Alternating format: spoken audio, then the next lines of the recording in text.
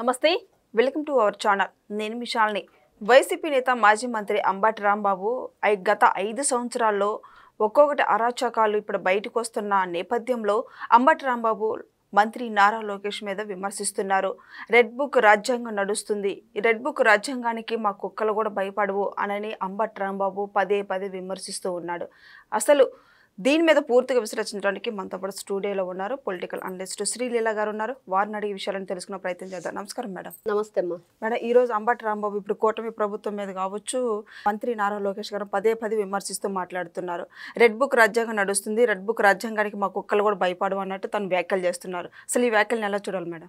అంబటి రాంబాబు అసలు అంబటి రాంబాబు ఎందుకు మాట్లాడుతున్నాడో ఎవరికి అర్థం కాని పరిస్థితి. ఫస్ట్ వైఎస్ఆర్సీపీ పార్టీ నువ్వు గతంలో మంత్రిగా చేసావా, ఎమ్మెల్యేగా చేసావా పక్కన పెడితే, ఈ రోజున నీకేంటి పార్టీలో ఏం హక్కు అర్హత ఉందని ఈ రోజున కూటమి ప్రభుత్వాన్ని విమర్శించేంత ధైర్యం మీరు చేస్తున్నారు. ఫస్ట్ ఒకవైపు 11 మంది ఎమ్మెల్యేలు మీకు ఉన్నారు, మరి ఎవ్వరు కూడా ఎందుకు బయటకు రావట్లేదు? వాళ్ళు ఎందుకు మాట్లాడట్లేదు? వాళ్ళు కదా ప్రజాప్రతినిధులు.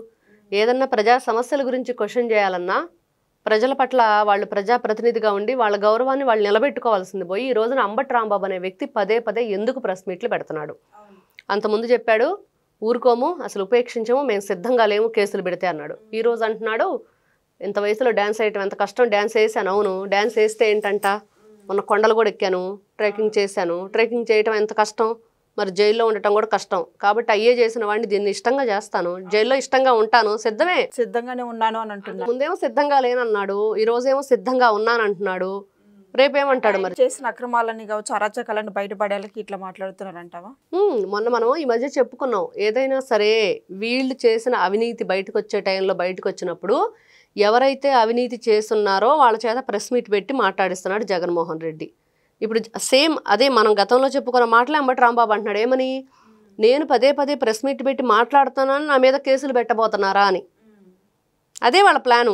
వాళ్ళు చేసిన తప్పులు, అవినీతి, అన్యాయాలు పక్కన పెడేసి ప్రెస్ మీట్ పెడుతున్నానని చెప్పేసి నా మీద కేసులు పెడుతున్నారా అనే దాన్ని తెరపైకి తీసుకురావడానికి ప్రయత్నం చేస్తున్నారు. ఇది వాళ్ళ టెక్నిక్స్, ట్రిక్స్, లేకపోతే ఏమనుకోవాలి, చీప్ ట్రిక్స్గా ఉన్నాయి. వినటానికి కూడా చాలా బాలేదు. మీరు రాజకీయంగా పోరాడాలి, రాజకీయంగా మేము కూడా ప్రజల పట్ల మంచి వాళ్ళ పట్ల గౌరవం కానీ ప్రేమాభిమానాలు, వాళ్ళ మంచి చెడ్డలు చూసుకోవాలి అనుకున్నప్పుడు ఎలా ఉండాలి? ఈ రోజున 11కి ఎందుకు పరిమితం చేశారు? 151 నుంచి 11కి ఎందుకు వచ్చారు? 2019 నుంచి 24 వరకు మీరు ఏం చేశారో చూశారు ప్రజలు. మరి ఇవన్నీ జరిగిన తర్వాత మరి ఈ రోజు కూడా ఇంకా అంబటి రాంబాబు లాంటి వాళ్ళు ఎవరో పదవిలో జీవితాంతం ఉండాలని కోరుకోరు. ప్రజలు ఆ హక్కుని కల్పిస్తారు. ప్రజలకి ఎవరు మమ్మల్ని రక్షిస్తారు, ఎవరు భక్షిస్తారు, ఎవరు మాకు మంచి అవకాశాలని అదేవిధంగా ముందుకు కొనసాగాలి, భవిత వాళ్ళకు భవిష్యత్తుని ఇస్తారో వాళ్ళని ఎంచుకుంటారు. ఒకే ఒక ఛాన్స్ అని వచ్చాడు రాజశేఖర్ రెడ్డి. ఏదో చేశాడు గతంలో, కొంతైనా చేశాడు ప్రజలకి. అతనిలో మరీ ఇంత అగ్రెసివ్నెస్ లేదు కాబట్టి ఆ మనిషిలాగా ఉంటాడేమో ఆయన కొడుకు కూడా అని చెప్పేసి ఆశించి ఓట్లేసామని ప్రజల మాటల్లోనే మనం ఎన్నో సందర్భాల్లో విన్నాం. మరి అలాంటి ప్రజలు ఒకే ఒక్క ఛాన్స్ అని తీసుకొని జగన్మోహన్ రెడ్డిని చూశారు. అసలు ఎంత దారుణంగా, ఎంత భయంకరంగా, ఎంత నీచంగా, ఇంకా అసలు చెప్పుకోలేని విధంగా వాళ్ళ పరిపాలన కొనసాగింది. అవినీతి, అక్రమాలు ఒకవైపు అయితే బూతుల రాజకీయాలు మరోవైపు. క్యారెక్టర్ అసాసినేషన్, మహిళల పట్ల వాళ్ళు చూసిన చిన్న చూపు, ఇష్టానుసారంగా దేనికైనా సరే ఇంకా బరిదెగింపే. ఎక్కడా కూడా వాళ్ళు దేనికి కూడా ఒక కట్టుబాట్లు, నీతి నియమాలు, మంచి చెడ్డ ఏది లేకుండా ప్రవర్తించారు. మరి దానికి ప్రజలు ఎలాంటి పనిష్మెంట్ ఇచ్చారంటే ప్రతిపక్ష హోదా కూడా లేకుండా పక్కన పడేశారు. మరి అంబటి రాంబాబుకి అర్థం కావట్లేదేమో పదే పదే నారా లోకేష్ గారి గురించి మాట్లాడుతూ. ఈ రోజున మీ విద్యాశాఖ మంత్రులు గతంలో చేసిన వాళ్ళు చూపెట్టండి. డిఎస్సీల పేరుతోటి ఒక్క డిఎస్సీ ఎగ్జామ్ కూడా కండక్ట్ చేయకుండా, ఏది కూడా పోస్టులు భర్తీ చేయకుండా టీచర్ ఉద్యోగాలను ఎంతమందికి అమ్ముకున్నారో, ఒక్కొక్క జాబ్ ఎంత కమ్ముకున్నాడు బొత్స సత్యనారాయణ. మరి వీళ్ళందరూ కూడా వాళ్ళు చేసిన అవినీతికి ఈ రోజున బయటపడుతున్న దానికి వీళ్ళు అరిచే అరుపులకి అసలు సంబంధం లేదు. ఈ రోజు రైతులకి యూరియా లేదు, ఎరువు లేదు, వాళ్ళకి కనీస ధర కూడా లేదని మాట్లాడుతున్నారు. 9వ తారీఖు ఏదో ధర్నా చేయబోతాడంట. చేయమనండి, ఏ మొహం పెట్టుకొని చేస్తారు? మీ అంబటి రాంబాబు పక్క నుండి డూప్లికేట్ గేట్లు పెట్టేసి ట్రక్కులతో ట్యాంకర్లతో నీళ్లు తీసుకొచ్చేసి మీరు అవే జలాలు కృష్ణ జలాలు వచ్చినాయి అని చెప్పేసి బూటకప్పు మాటలో అక్కడ ఒక గారడీ చేసి వచ్చారు ఇద్దరు. మరి నువ్వు రైతుల గురించి మాట్లాడతావా? రైతులకు యూరియా అందలేదంటావా? దాదాపుగా 95,000 టన్నుల యూరియా వచ్చింది రాష్ట్రంలోకి. ఎక్కడా కూడా దానికి చాలా ట్రాన్స్పరెంట్గా ఉండాలి. ఏ జిల్లాకి, ఏ మండలానికి, ఏ గ్రామానికి ఎన్నెన్ని టన్నులు యూరియా వెళ్తుందని చెప్పేసి నిన్న కూడా క్యాబినెట్ మీటింగ్లో ముఖ్యమంత్రి నారా చంద్రబాబు నాయుడు గారు చెప్పారు. ఎందుకంటే ఎక్కడా కూడా మనం అడగగానే లెక్కలు చూపించే విధంగా ఉండాలి. వెళ్తున్నాయిలే, అవే అక్కడ వాళ్ళే అక్కడున్న లోకల్ ఏదైతే సొసైటీకి సంబంధించిన వాళ్ళు ఉంటారో వాళ్ళు ఎవరైనా చూసుకుంటున్నారో అనుకుంటే కుదరదు. ఇప్పుడు ఊళ్ళో సొసైటీ బ్యాంక్ ఉంటుంది, దాని ద్వారా యూరియాని సప్లై చేస్తారు. లేకపోతే ఒక కిసాన్, ఒక రైతు ఒక పథకం కింద వాళ్ళకి ఒక ఆఫీస్ పెట్టేసి దాని ప్రకారం అక్కడ వచ్చి నమోదు చేయించుకునే పేర్లు, యూరియా కావాల్సిన వాళ్ళు ఎవరికి ఒక్కొక్క రైతుకి ఎన్ని బస్తాలు ఉన్నదాన్ని ఎంతమందికి మనం పంచాలనే దాని మీద ముందుకెళ్తారు. అవన్నీ కూడా ట్రాన్స్పరెంట్గా లెక్కలు ఉంటేనే ఖచ్చితంగా మనం ఎవరైనా సరే అడిగితే కుక్క కాటుకు చెప్పు దెబ్బ అన్నట్లుగా ఉండాలి సమాధానం. అదే నిన్న ముఖ్యమంత్రి గారు చెప్పారు. అయితే రాంబాబు గారు ఏ మొహం పెట్టుకొని ఈ రోజున ఆయన చెప్తున్న ఏదో 9వ తారీఖున వెళ్ళి నేను పోరాటం చేస్తానంటున్నాడో, అసలు ఈయనకు ఆ హక్కు ఉందా? పోరాటం చేసే హక్కు? అవును. ప్రజల తరపున అడిగే హక్కు ఉందా? గతంలో నీటిపారుదల శాఖ మంత్రిగా ఉండి మీరు ఏం వెలగబెట్టారు రాష్ట్రంలో? ఏం ఉపయోగం ప్రజలకి, రైతులకి ఏం చేశారు మీరు? ముఖ్యమంత్రిగా ఉన్నప్పుడు జగన్మోహన్ రెడ్డి ఏం చేశాడు? డయాసులు కట్టించుకొని అక్కడ వెళ్ళి వరదలు వస్తే ఏదో ఇలా పట్టుకొని మొక్కలు 2 అక్కడ పడేసి వచ్చాడు. అసలు ఎవరినైనా చూసాం మనం అలాగా డయాసులు కట్టించుకొని పొలం చూసేవాళ్ళని? ఎక్కడా లేని విడ్డూరాలు అన్నీ కూడా వైఎస్ఆర్సీపీ పార్టీ అధికారంలో ఉన్నప్పుడు చూసాం. ఇట్లాంటివి కూడా జరుగుతాయా? ఇలా కూడా చేస్తారా? పరిపాలన అంటే ఇదేనని పరదాల ముఖ్యమంత్రి పరదాలు కట్టుకొని తిరిగాడు, పరదాలు చాటునే ఉంటాడు. మరి అంబటి రాంబాబు గారికి రెడ్ బుక్ రాజ్యాంగం గురించి మాట్లాడుతున్నాడు మేడం. అసలు కుక్కలు కూడా భయపడదు అని మాట్లాడుతున్నాడు. అసలు కుక్కకి రెడ్ బుక్కి సంబంధం ఏంటి? ఆ రెడ్ బుక్ అంటే ఏంటి? ప్రజల సమస్యలు అది. ప్రజలు ఎవరి వల్ల ఇబ్బంది పడ్డారు, ప్రజలు ఎవరి వల్ల బాధింపబడ్డారు, ప్రజలు ఎవరి వల్ల వేధింపబడ్డారు, ప్రజలు ఎవరి వల్ల మరణించారు, అది కదా దాంట్లో ఉంది. వాళ్ళకు ఒక ధైర్యాన్ని, భరోసాని, నమ్మకాన్ని కలిగించేదే రెడ్ బుక్ అని మనం ప్రతిసారి చెప్పుకుంటున్నాం. మరి దానికి కుక్క ఏం సంబంధం? ఎందుకు ఈ కుక్క మాటలో? మరి అంతే కదా, మీలాగా అవినీతి చేసిన వాళ్ళు భయపడతారు, అన్యాయంగా ప్రజల్ని ఏ విధంగా ఇబ్బంది పెట్టారో భయపడాలి. కుక్కలకి ఏం సంబంధం లేదు దాంట్లో. రాంబాబుకి అర్థం కావట్లేదేమో కుక్కల భాష ఎందుకు మధ్యలో. మొన్నేమో పేరు నాని మాట్లాడాడు పిచ్చి కుక్క గరిచినట్టుగా, ఇప్పుడు అంబటి రాంబాబు మాట్లాడుతున్నాడు పిచ్చి కుక్క గరిచినట్లుగా.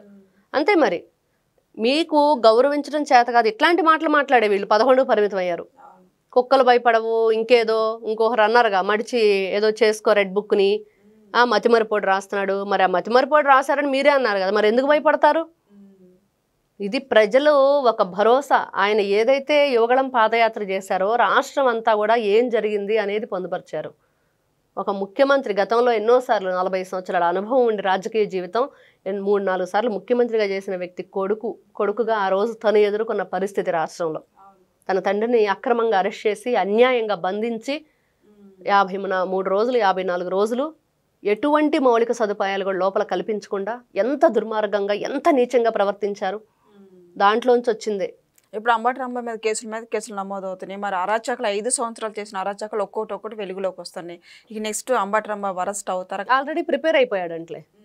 నేను డ్యాన్స్లు వేస్తాను, కొండలెక్కుతాను, డ్రోన్లతో షూట్ చేయించుకుంటాను, నాకేంటి ప్రాబ్లం, కష్ట జీవితం నాకు అలవాటేను, ఇష్టంగా భరిస్తాను, నేను తప్పు చేశానని ఒప్పుకుంటున్నాడు. అంబటి రాంబాబు అయితే ఒప్పుకున్నాడు.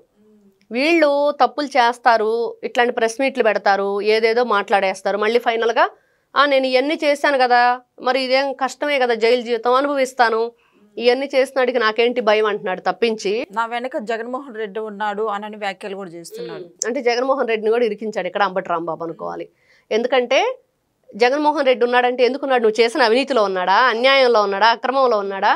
మరి మీరు నీటిపారుదల శాఖ మంత్రిగా చేసినప్పుడు దాంట్లో ఉన్న ఏ స్కామ్లు అయితే చేశారో, ఈ భూములు కొనుగోలు అమ్మకాలు రకరకాలు చాలా ఉన్నాయి ఈయన చేసినవి. కోళ్ళ పందాలంట, లేకపోతే క్యాసినోలు ఆడిచ్చిన దగ్గర కూడా ఈయన పాత్ర ఉంది, మరి ఏంటో రకరకాలు ఇవన్నీ కూడా ప్యాకెట్లు ఆడించడాల దగ్గర నుంచి అంతా జగన్మోహన్ రెడ్డి వెనకుండి నడిపించాడని చెప్పి ఈయన చెప్తున్నాడు. ఇప్పుడు నన్ను ఎందుకు అరెస్ట్ చేస్తారు, ఫస్ట్ ఆయన చేయండి అరెస్టు, ఆయన విచారించండి అన్నట్లుగా ఉంది అంబటి రాంబాబు వైఖరి. నిజంగా అదే జరిగితే ఇప్పుడు ఈ రోజున ఎవరు ప్రెస్ మీట్ పెట్టినా ఏం చేసినా మనం నారాయణ స్వామిని చూసాం, అరెస్ట్ చేస్తే ఏమన్నాడు, పైవాడే అంతా తెలుసు మాదే ఉంది అన్నట్లుగా. ఎవరా పైవాడు? దేవుడా లేకపోతే మీ దేవుడు జగన్మోహన్ రెడ్డా? అదే తెలియాలి కదా. కాబట్టి వీళ్ళు ఏ పని చేసినా దాని వెనక జగన్మోహన్ రెడ్డి అని ఉన్నాడు అనేది వీళ్ళు చెప్పకనే చెప్తున్నారు. ఖచ్చితంగా ఏది ఎవరిని కూడా వదిలిపెట్టి ప్రసక్తే లేదు. ఈ రోజున వీళ్ళు ఏదైతే నీచమైన మాటలు రామోజీరావు గారిని వాళ్ళ అబ్బాయి కిరణ్ గారిని కూడా మాట్లాడుతున్నారు. అవును, మీరు ఏదైతే కార్యక్రమాలు కొనసాగిస్తున్నారో దాని మీద ప్రశ్నించే హక్కు ఉంది కాబట్టి మాట్లాడతారు. మీకెందుకు ఉలికిపాటు? ప్రశ్నించండి, మీరు సమాధానం చెప్పండి. అంతేగాని ఏం భయపడం, ఏదైనా చేసుకోండి అంటాడు. కాసేపు ఏమో ఏం చేస్తాం, అరెస్ట్ అయితే అనుభవిస్తామని కాసేపు అంటాడు, కాసేపు సిద్ధం అంటాడు, సిద్ధంగా లేమంటాడు. ఆయనకే క్లారిటీ లేదు ఆయన ప్రెస్ మీట్ మీద, ఆయన మాట్లాడే మాటల మీద. కాబట్టి ఇట్లాంటి వ్యక్తులందరూ కూడా ఎప్పటికైనా సరే శ్రీకృష్ణ జన్మస్థానానికి వెళ్ళవలసిందే, అందులో ఎటువంటి సందేహం లేదు. వీళ్ళంతా కూడా కేర్ ఆఫ్ అడ్రస్గా చూపిస్తుంది జగన్మోహన్ రెడ్డిని. మరి ఆయన కూడా సతీయ సమేతంగా వెళ్తాడని గత కొద్ది రోజులుగా చెప్పుకుంటున్నాం. అది టైం అతి త్వరలోనే ఉంది. వీళ్ళు 9వ తారీఖున ఏదైతే రైతుల గురించి చేస్తున్నారో, చేసే ముందు రైతులు అడిగే ప్రశ్నలకు సమాధానం చెప్పి చేస్తే ఇంకా బాగుండిద్ది. సో ఇదని చూశారు కదా, ఇక అంబటి రాంబాబు వ్యాఖ్యలు విన్నారు కదా. అయితే నేను కూడా సిద్ధంగానే ఉన్నాను వెళ్ళటానికి అన్నట్టు వ్యాఖ్యలు చేస్తున్నారు. ఇక నెక్స్ట్ కూటమి ప్రభుత్వం ఎలాంటి చర్యలు తీసుకోబోతుందో నెక్స్ట్ వీడియోలో అయితే తెలుసుకుందాం. Thank you madam. నమస్తే.